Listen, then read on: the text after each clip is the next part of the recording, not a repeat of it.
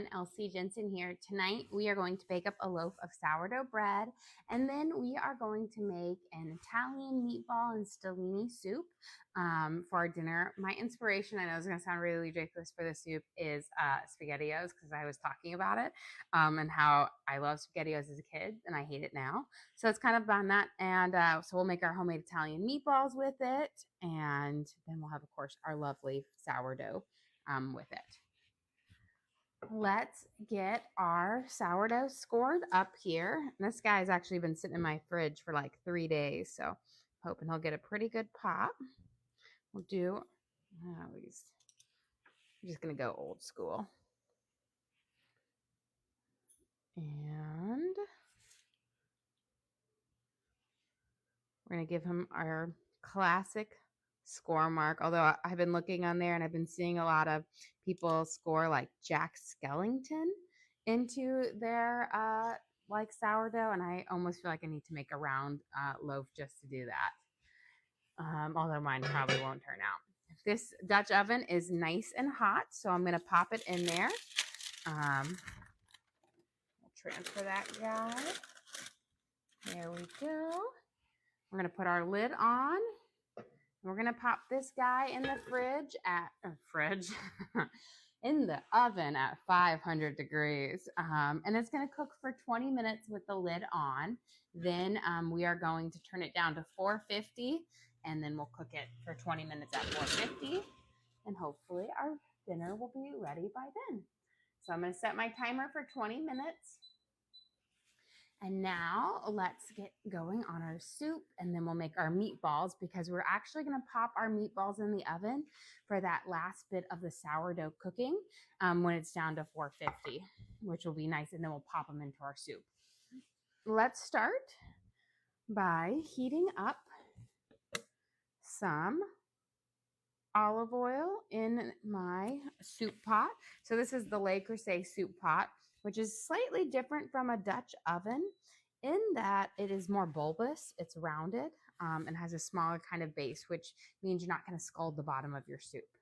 And we're going to saute up some onions for this. You have a question? What happened to ravioli? I was going to make ravioli. I really was. I had the meat set out for it. But then my daughter apparently was invited to a concert tonight, so she was gone. And then my son is going to the Vanderbilt football game tonight as well, so he's gone. And ravioli are their two favorite dishes. And I think there would probably have been a mutiny in this house if I had made it without them. So I've put it on the back burner for another day. But there really was, and so instead of that like effort of making the homemade pasta, I made some homemade marshmallows. Yeah, make up for it, because I was like, you know what? We should have a fire outside and roast some s'mores with just the little ones, because it's kind of a nice evening. So I was going to do it, but that's why I said you can't hold me to it, because life happens. You know, my children make plans without me.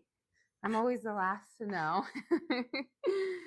Okay, we got our onions diced up here, and we're going to toss these in, and we're going to let them kind of start to saute up. Oop. Got myself with a little bit of oil. And as these start to kind of caramelize up, they'll let out a great little flavor for our soup. But let's let those go, and then we'll add our carrots in there. But while we're doing that, we're going to start working on the base for our meatballs. That way we'll have them all prepped up and ready to go into the oven. Give these a quick little stir. Okay. So for our meatballs, we're doing just our classic Italian meatball, which is one of my favorite meatballs that I make. But we're going to start out by making a panade for it. So I've got 2 slices of soft bread. You need soft bread. Don't use a sourdough. Don't use a crusty Italian. It needs to be nice and soft. And then we're going to soak these with about a 1/3 cup of cream. I left my cream over here. You can also use milk, but I find cream just gives you a better, more rich meatball. You have a comment? No jack bites in the bread. No jack bites in the bread. He actually had bitten through the other loaf, so I grabbed this one instead. It is. You should see my bagels have a jack bite. Every almost everything in my bread drawer has it. It's his favorite thing to do, and he does it as soon as he. You know what the best part is? Jack holds it up and he gets our attention because he grunts and he does this and he's like, "Look what I have!" And then as we come towards him, then he like grabs it, bites onto it, and then you have to like pull it out as if he's like an animal. That's a special Jack. Okay, we've got our bread completely sogging in soap, but you don't want it to be with so much liquid that it's puddling, just enough to make it nice and soggy. And we're going to add in 2 eggs. So my rule of thumb is 1 slice of bread and 1 egg per pound, and I have a pound of ground beef and a pound of Italian sausage. And let me wash my hands real quick. Got a little bit of cream on them. Now we're going to add in our spices, and then we're going to give this a good mix. So I'm going to use some Mrs. Dash's Italian blend. Any Italian seasoning will work. You're going to want to put in about a tablespoon of Italian seasoning because you want a lot of flavor, especially in a soup, because they're going to, our broth is going to have flavor, but you want it to have a lot of flavor in your meatballs too. We're going to add in about a tablespoon of onion powder. And then we're going to do about a teaspoon and a half of garlic salt. We don't need to do a whole bunch because remember, Italian sausage already has a bit of seasoning and saltiness to it. And then we're going to do about half a teaspoon of black pepper.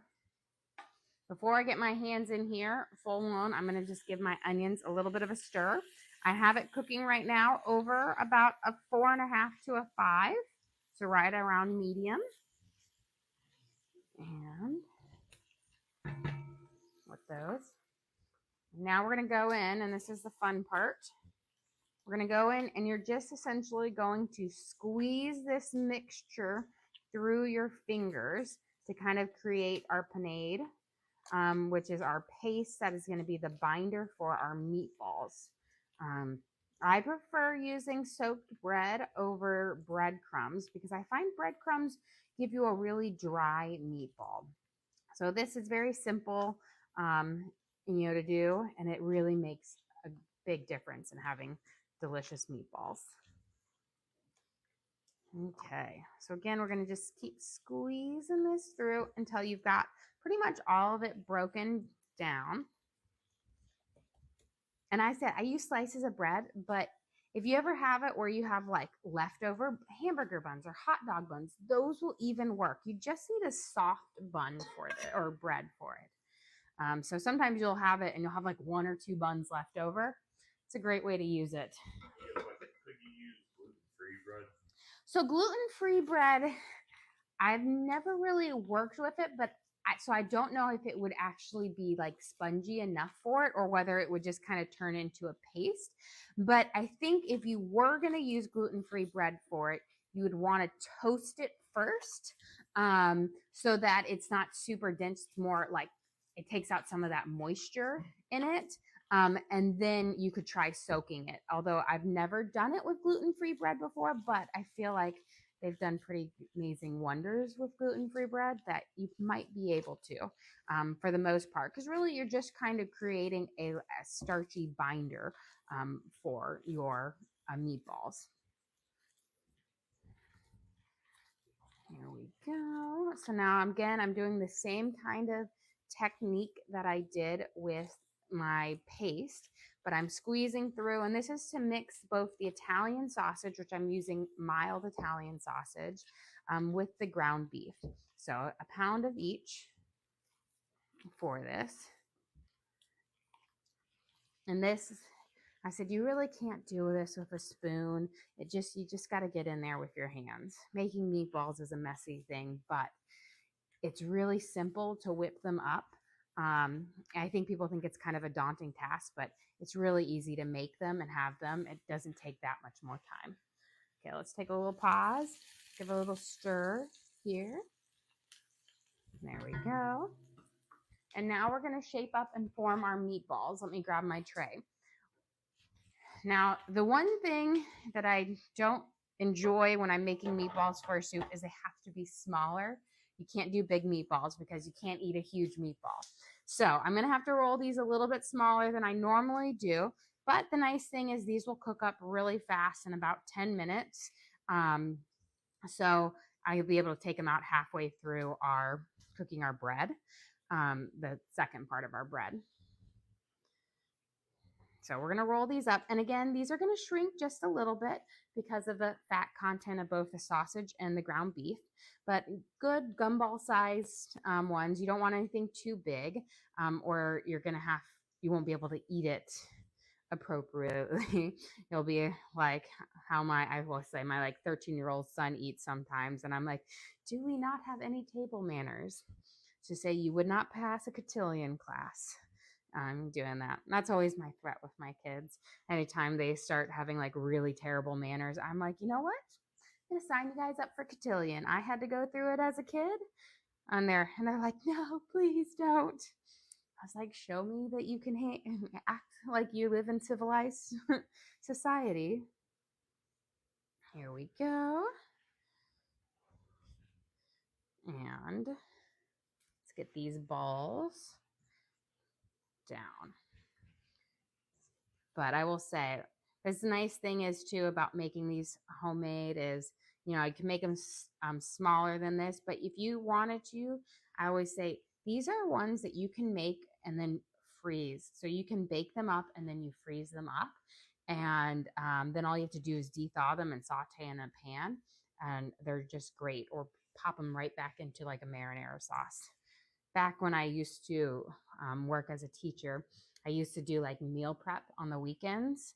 And meatballs are one of those things that I would prep a whole bunch of for like being able to just whip out for, a dinner during the week. You have a question? What type of meat? So this is a mixture of ground beef and Italian sausage. So 1 pound of ground beef, 1 pound of Italian sausage. There we go. And try to get these all rolled out as quick as possible. You got to get the roll on. And you don't have to be like super, they don't have to be precise on there. My growing up, we used to make Swedish meatballs. And Swedish meatballs are meant to be small. And it's a pain because when we would make them, we'd be making like 60 to 70 of them at a time, which is a lot of meatballs. And you'd have to roll them really, really small because it was about 10 pounds of meat or something like that. Probably even more, probably like 100, 150. But they were nice and small. And the trick was to get them perfectly round is you had to coat your hands in olive oil or any type of oil so that they would like get nice and small. And so you had to coat your hands in olive oil or any type of oil so that they would like get nice and small. And so you had a bowl and you were constantly dipping, and it was such a tedious task. When I make Swedish meatballs, I do not make them as small as I had to make them when I was growing up. Always one of those things my mom would be like, oh, do you want to help peel potatoes? And I'm like, nobody wants to help peel potatoes, but I will. Here we go. And that's always a sit there. So I, grew up in a large family. And for me, making big batches of things is really easy because that's what I learned first how to cook was how to make, for a crowd since I come from a big family. And the hardest thing actually was for me is when I went off to college and I was cooking for myself or when I met my husband, because we dated in college and whatnot, was cooking for us. And I could not cook a small batch of anything. We always had a huge batch of everything. And even so, I'm like, oh, I'm going to make a small batch. It was never small. It was huge. We had lots of leftovers. All right, let me wash my hands up and we'll get those going here. Always got to give a good scrub after meatball making.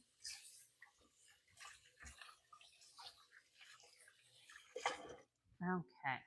So we're not going to pop these in the oven yet. We will pop these in again right at the when we're about to switch our kind of loaves over for it. Here we go, but they'll be ready to go. But perfect timing because our onions have got this lovely caramelization. You see we're getting this lovely browning on them, which will be perfect. Add so much great flavor into our soup.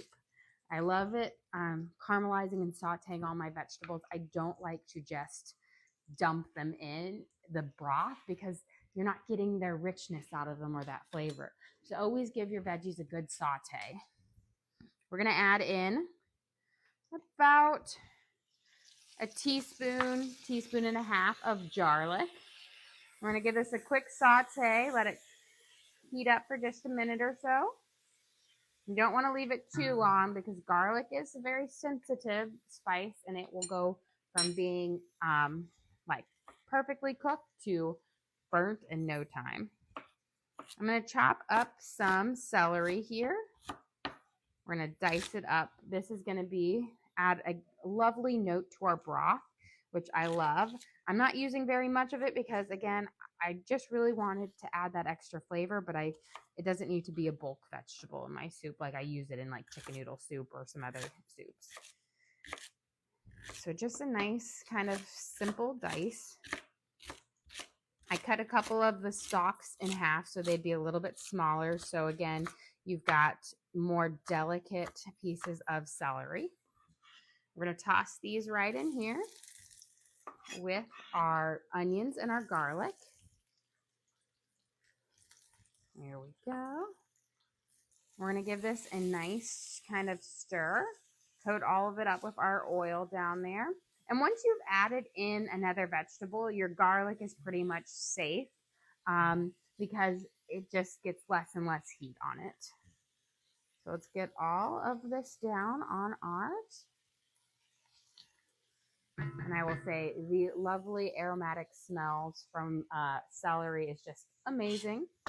We also have 3 carrots that I'm going to peel up and then I'm going to halve and dice up to add in there.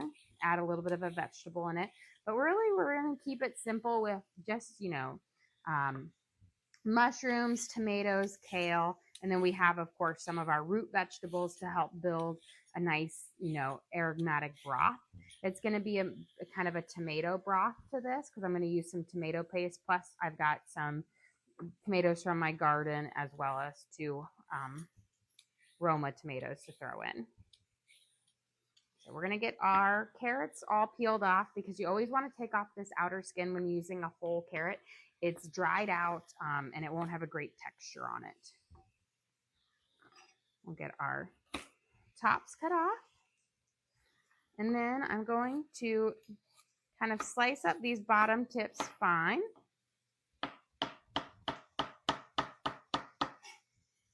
And then I'm going to have my thicker ones. So again, I'm not getting any super huge pieces of carrots at a time, more smaller ones that are more delicate and will really blend in. This really big one in the middle, I'm actually going to quarter for our soup. And this is going to be the base of our vegetable part of our soup. I'm essentially making a meatball in there. And then we'll add in our spices and tomato paste. But my idea behind my soup, we're going to use some stelline pasta with our meatballs that we're going to add in there. Our meatballs are our protein. But it's kind of like the SpaghettiOs. My husband and I were talking about, SpaghettiOs or whatnot the other day. And, we're really talking about foods that we ate as kids that we don't like now. And he goes, well, I still like SpaghettiOs. And I'm like, oh, how could you like that?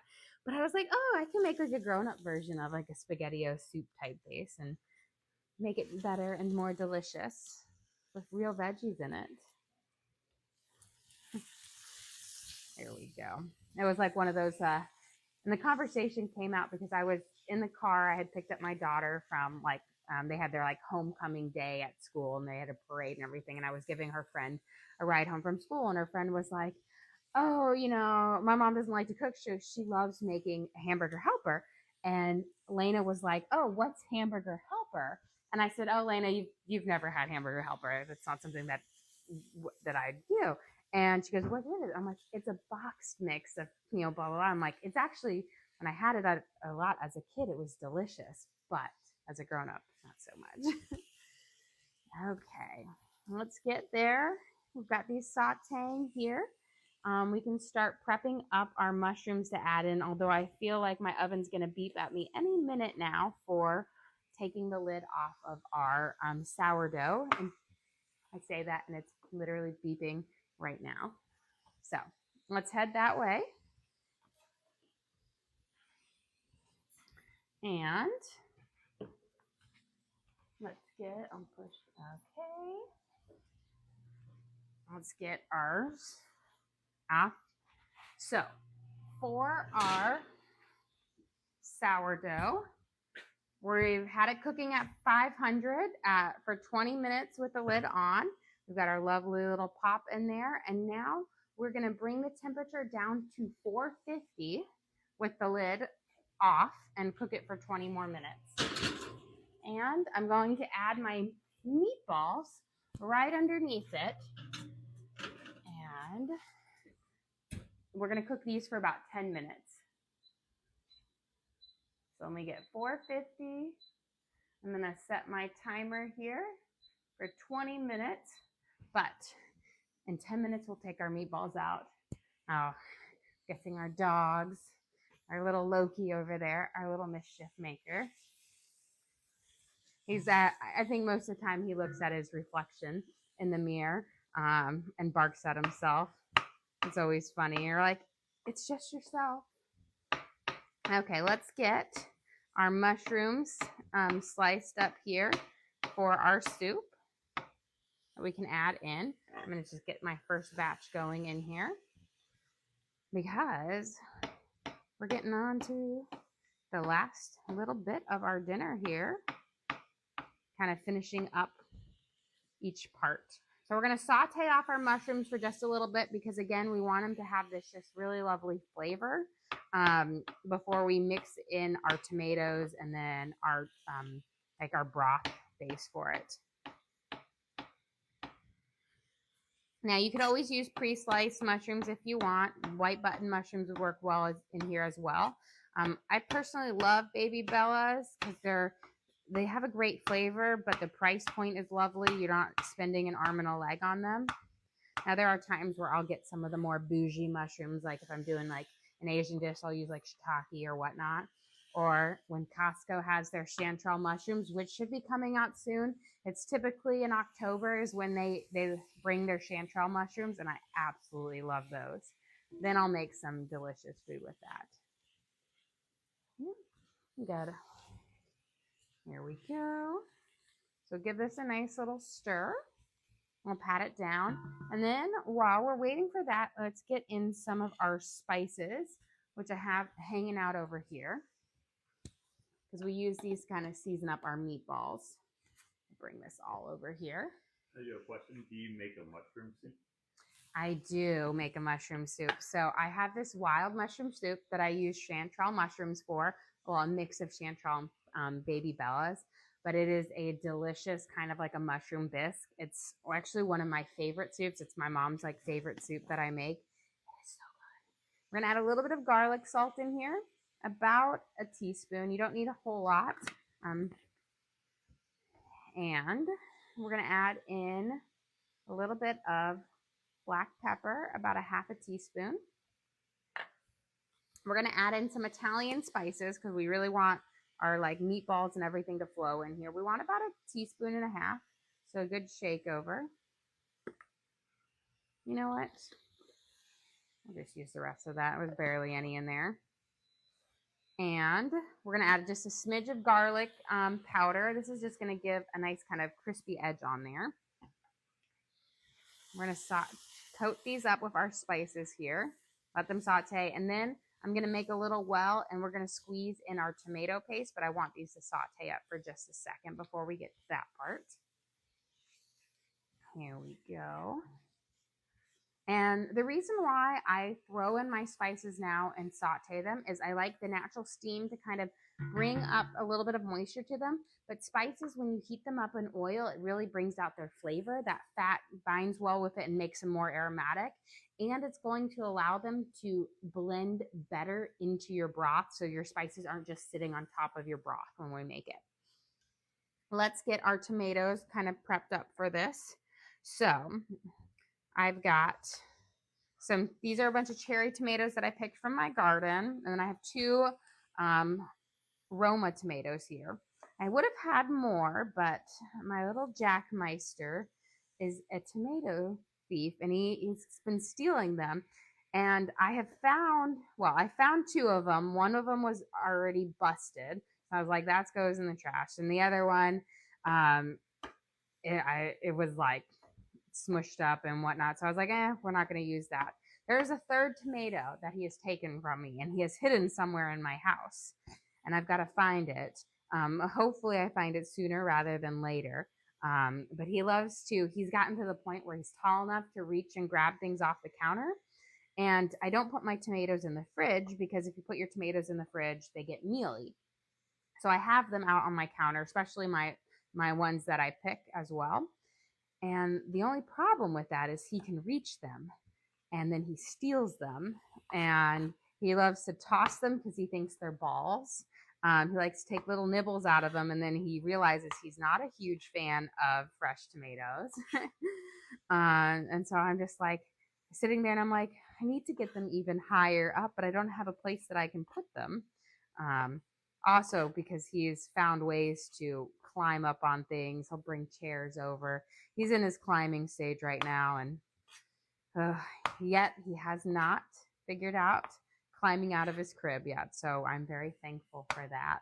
Once he does, then I'm going to have to make sure my house is locked up like Fort Knox because he's the one who will open up the door and walk straight outside if you let him. Here we go. So I've got my tomatoes all here. I just kind of halved my cherry tomatoes because I don't want them to get like burst on you in your soup. So you need to cut them. We're gonna make our well right now for our tomato paste, and then we're gonna add these in. So I've got we're gonna add in about a tablespoon or 2 tablespoons of our tomato paste for it. So I'm gonna squeeze this in. This is gonna help develop a really lovely broth, a tomato kind of based broth. I'm gonna use the rest of this up. I love the tomato paste in these little tubes, except when you get to the very end, they're so difficult to squeeze out.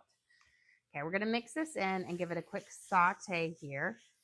And then we're going to add in our tomatoes. And this is going to be the base to our kind of Italian meatball soup or a upgraded version of SpaghettiOs because we're going to add in stelline, which is a star-shaped pasta, so not an O, but close enough.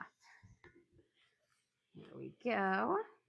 We're going to add in our tomatoes. We're going to give this a good saute up. And then we're going to add in our broth. And for what I'm going to be using is I'm going to be using water with chicken bouillon, but you can definitely just use chicken broth. I just find bouillon gives you a bit more flavor. Okay, we've got these are kind of sauteed up. So let's add in our broth. I'm going to add just about a cup in at first, and then I'm just going to make sure I've got all of those spices coming off, let it thicken up and marry together. And then we're going to add in a bit more. And I'm probably, for this, I'm going to use about 6. I got 4 in here, but I'm going to get 2 more cups after this. Here we go. And I don't just flood it all right away with my liquid. Pour in a little, stir and coat it up, pour in a little and do it that way. It just comes together better. You're not going to flood it and it just marries in a little bit better. So I've got 4 cups in here right now.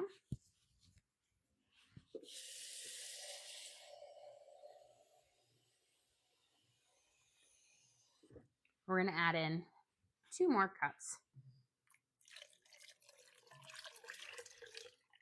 There we go, because we're going to have our pasta in here and our meatball, so we're going to have like a really good kind of base to it.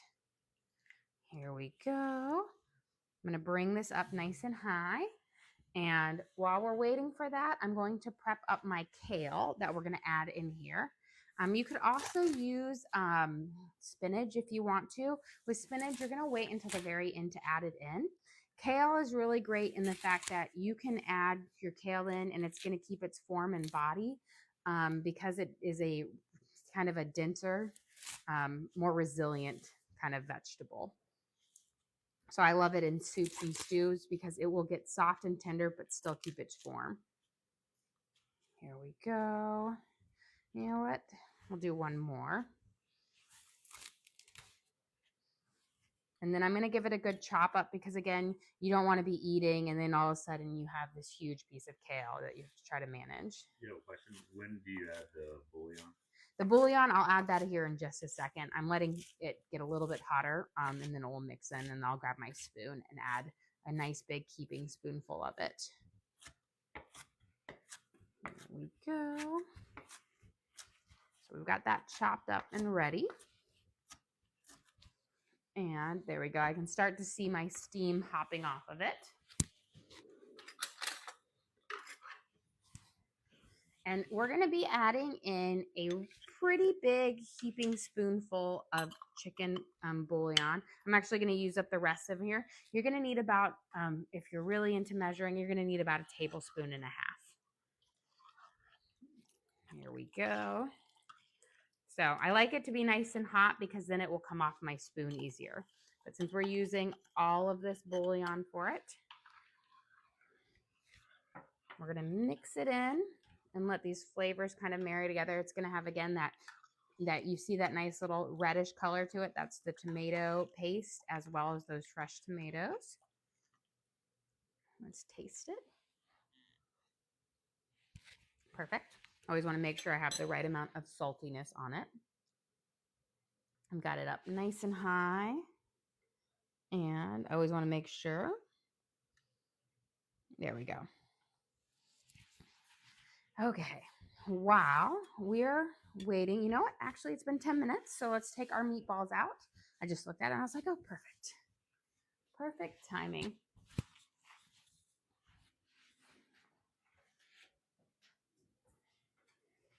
And we can sneak a peek at our bread. Look at our pretty bread up there. Look how gorgeous.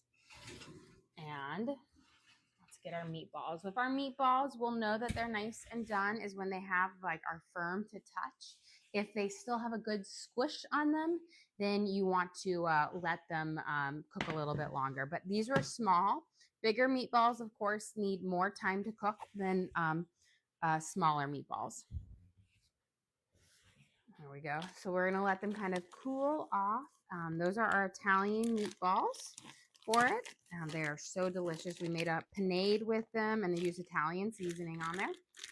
I have my stelline pasta here that we're going to add into it now that our water's nice and hot. And I'm going to add in, I'm going to get a measuring cup for this one because this, if you add too much pasta in, you won't have a soup. You're going to literally make a SpaghettiOs. There'll be hardly any broth to it. So I'm going to use about a half a cup because these are going to get pretty big in size. And we're going to mix our stars in here. And we'll give this a nice stir, and that way they can kind of cook up as it's starting to boil, and they'll get nice and tender. I'm not going to put my kale in until I've gotten I have a good rolling boil because I don't want to bring down the temperature. I want my pasta to start cooking up. Okay, while we get that going, let's get I'm going to get a cutting board out and we can start cutting up our honeydew melon for our fruit tonight since we have a good minute on here. And then so later tonight for dessert, we've got our homemade marshmallows that I whipped up today since I didn't make my pasta dough, but these are our marshmallows. It's just a basic vanilla one, but just look how soft and like squishy they are. We're going to roast them out there with our chocolate and graham crackers to make some s'mores because I just was getting our little fire pit ready, and I was like, oh, we should make some more. And then I realized I used up all my marshmallows earlier in the week to make Rice Krispie treats. But I was like, when in doubt, I can always make some marshmallows. They're really not hard. You just need gelatin and sugar, because you can make it without corn. I made these without corn syrup. So they're just literally, you make a sugar syrup, a little bit of salt, and then gelatin, unflavored gelatin, and some powdered sugar. So pretty simple and delicious. Oh, and I added in vanilla extract. Okay, let's get our melons here. I'm just going to scoop out the bases in here. So I always like to prep up my melons and fruit during my dinner time, like lunchtime prep, so that I'm not doing extra work outside of like my regular cooking times. And this allows you to prep your fruit and saves you a good amount of money. You have a comment that you need to write a cookbook. Yes, I get asked that a lot, and it is in the works. That's something I'm thinking of. I'm starting and doing. I do send out some recipe cards for my our members every week. I kind of try to send out 3 recipe cards from recipes we cooked in the past week for them, and occasionally I send out a freebie recipe card for everybody. But I do upload my videos on the link on our page, so you guys can always watch and recreate those recipes again. Okay. Let's get our melon chopped up. So this is our honeydew melon, and I find it's just easier if you start by prepping your melon by cutting it as if you were going to eat it like watermelon.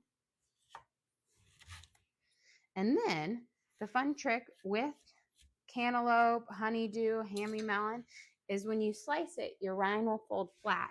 And so now you don't have to be an expert, at cutting on a curve to be able to cut your melon up. And this is what I have found is the quickest way to cut up your own melon. And it saves you more than 50% off of buying it at the store. Because, they just love to overcharge you when you buy it, especially with pineapple. Pineapple's the worst offender because you can get a pineapple for like $3 and it only takes a few minutes to cut it up. The trick is you can't just cut up a pineapple right when you get it from the store. It needs to sit on your counter for a couple of days before it's ready, because it's never ripe when you buy it. And we have those 3 more recipe cards tomorrow. Oh, yes, we do have 3 more recipe cards coming out tomorrow for our members. I have my pumpkin risotto with my lamb burgerettes that we made during the week, as well as my pumpkin scones with my brown sugar glaze. And then we'll have our homemade Pop-Tarts with the butter crust and the brown sugar Pop-Tarts. So those are the 3 that we're going to send out this week for our recipe kind of cards on there, because it's kind of, I guess this is technically like the first week of fall. Is today. I think tomorrow's the first day of fall, so got to get in your fall vibe on. I have been celebrating fall for a while now because my 10-year-old daughter, shares my passion for Halloween and fall. And so as soon as Labor Day happened, as in the very next day, we decorated our house for Halloween. We were one of those crazy people. But we started a trend because now a lot of people in my neighborhood have started to decorate. Before we cut up this half, let me give our soup a little stir here. We've got a good simmer going. I'm going to turn it down now to about a medium. I had it on about an 8, so like a medium high. Now I'm going to bring it down to a medium, because once you get your Dutch oven nice and hot, it really keeps a really steady kind of temperature to it. And let's just always make sure you scrape along the bottom of it to release any of those spices or bits that can get stuck. Let's add in, since we have a good boil, we're going to add in our kale. We'll throw our meatballs in, but I throw those in towards the end of it to kind of bring it in there at the very end. That way that you're not stirring them a lot, which can cause them to fall apart if you are heavy-handed. Here is our kale into our soup, and this is the base for our Italian meatball soup, which is kind of inspired by our SpaghettiOs, but a grown-up version of it. Okay, let's get this, and then we will finish off our soup. And our bread should be done here in just a few minutes.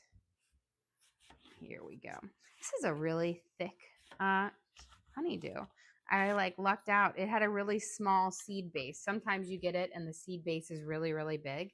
This one had a really small one, which is nice. It means I got more fruit. It's like winning. You know, when you get an avocado and you get like a really small pit in it, like a stone in it, and you're like, look at this. I hit the jackpot. And then other times you get it and it's like the avocado seed's the whole size.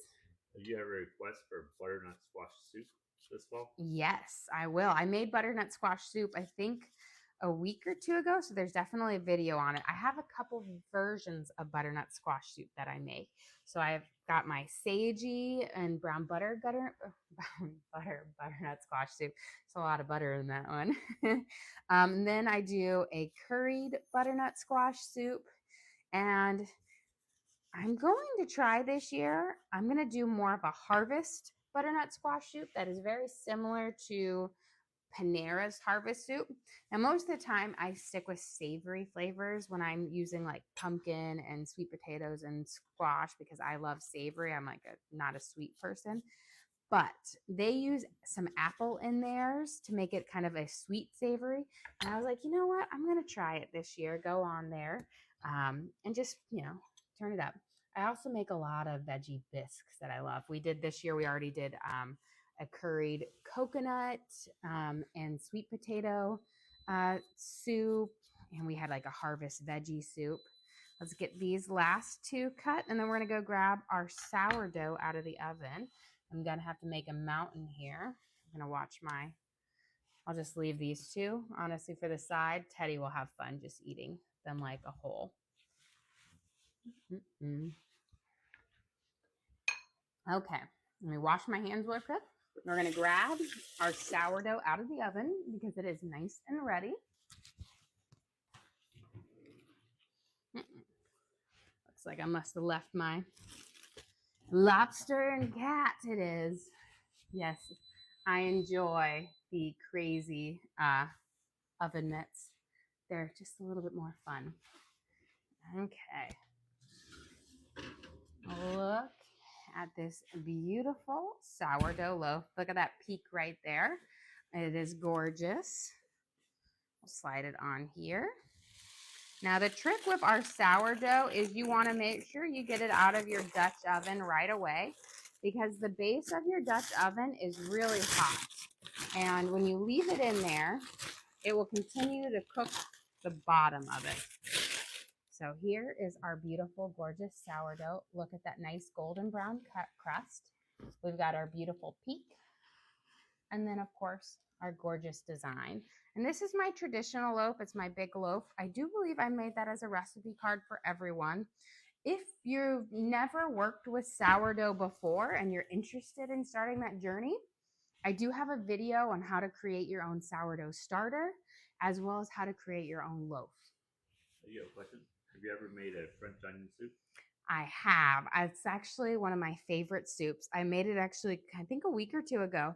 And I have a kind of a heartier version of French onion soup where I make little kind of green onion and pork meatballs that go in it. So it's kind of a more complete meal as a dinner. But I also have the base recipe, and I absolutely love that I have that as a recipe card for my members as well. But yes, I am a great lover of French onion soup. It's one of my favorites. Okay. We're getting pretty close here. I'm just going to get a spoon and try a noodle, see how it is. Got to find it. These noodles will continue to grow and grow. Perfect.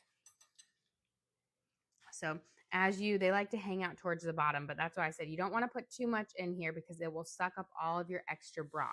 But again, we have good amounts of our star noodles in our soup.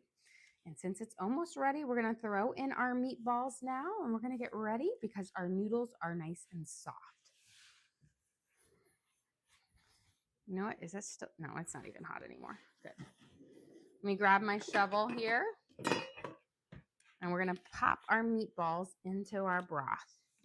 And the reason I like to do this at the very end is because if you just stir too much, sometimes you'll like break apart your meatballs.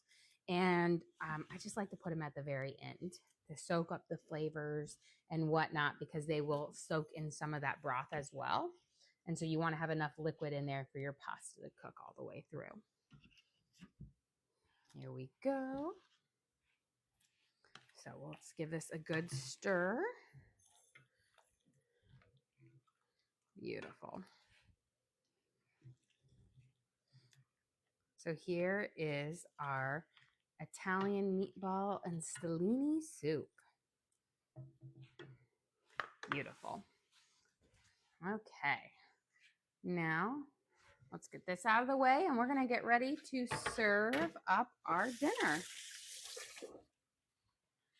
Okay. Got my beautiful sourdough bread right here. And let's see, we'll slide this. I'm going to turn it off. We're going to slide it over here. And oh, you got to, this is the key important thing. You got to do it.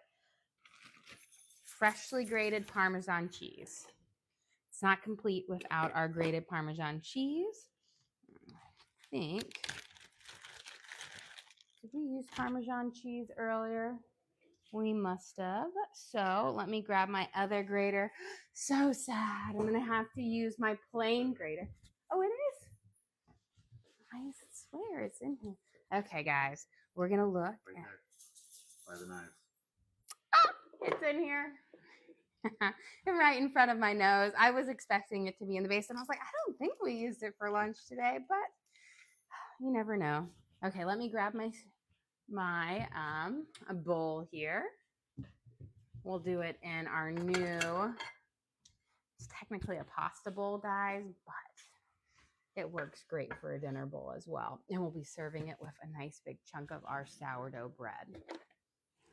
Okay, so for dinner tonight, we have our Italian meatball and stelline soup with kale, fresh tomatoes from my garden, a lovely rich kind of tomato-based broth that we seasoned up with Italian spices, garlic, and we have carrots, onions, celery in there. And then you're going to grate your Parmesan cheese over this to give you that just salty but a little bit of delicious cheesy flavor to it. And got it added all beautiful. Perfect. And then, of course, we'll serve it with a nice slice of our sourdough bread, because you can dip it in the broth for just amazing, delicious kind of warm fall dinner.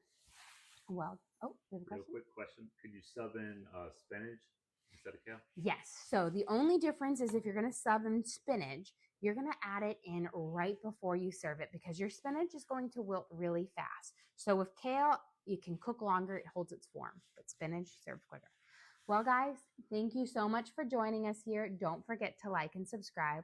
I try to do live cooking shows every single day, kind of show you what we're making for our family and hopefully teach you guys something along the way. Again, we do upload all of our videos to the link on our page. So if you ever want to recreate any of these recipes at home, you can just go to that link, search for what we made. So we've got our Italian meatball and stelline soup and our sourdough bread, and you guys can watch and cook along with me again. We also have a link to our Amazon storefront that has all of our different cooking gear and gadgets in it. I've got my Le Creuset pots in it, my knives, my cutting boards, all the different gadgets I use in the kitchen I have in there in case you're interested. But again, thank you so much for joining us here. Don't forget to like and subscribe.